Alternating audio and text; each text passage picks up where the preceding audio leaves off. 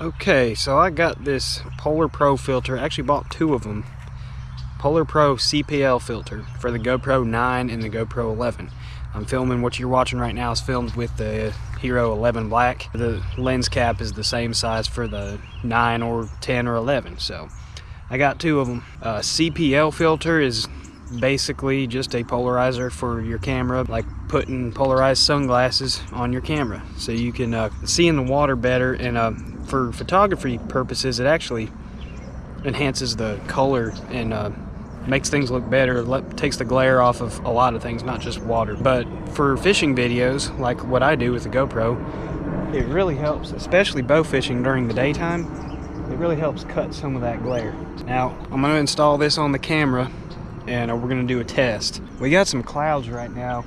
Any of y'all who do much sight fishing probably know that cloudy conditions are not the best for seeing in the water, but looks like the sun might pop out here pretty soon. I'm going to show you how this works. We're going to take the stock cap off of the lens and put this on. I'll show you all the actual difference. Hopefully we get some sun in the water, because that's when you really notice. These glasses cut some of the glare, but these cloudy conditions are not good anyways. So we'll wait for the sun to come out. In the meantime, I'll show you how this works. Okay, so basically, this is not just a straight 100% polarizing filter.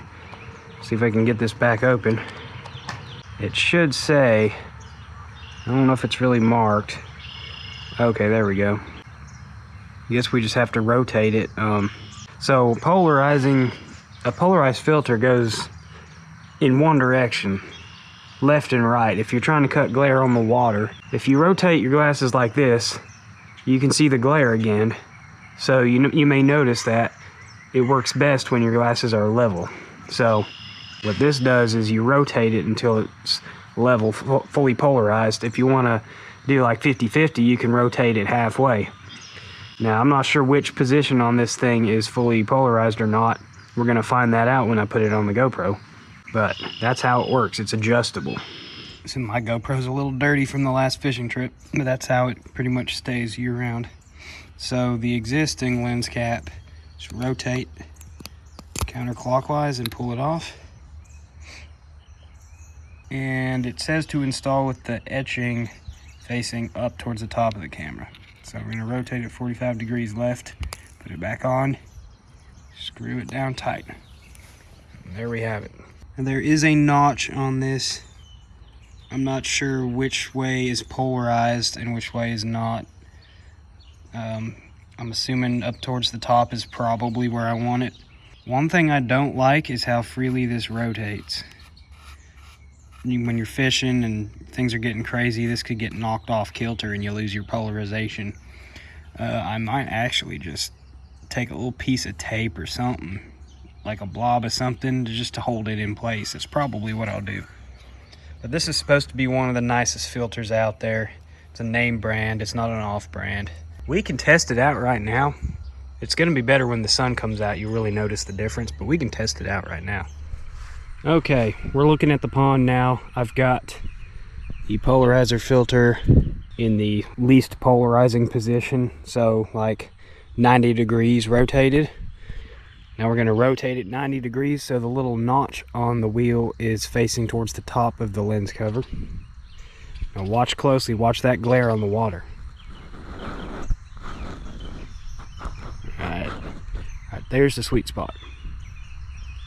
So I'm rotating it. There we go, back to normal. See how much glare it cuts out?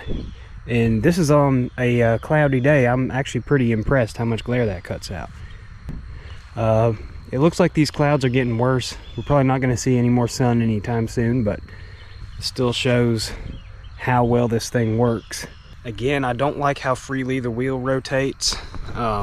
I can just, you bump it off. If it bumps a little, it's not going to make a difference, but if you bump it enough, it's going to rotate all the way to the side, and then it's not polarizing anymore.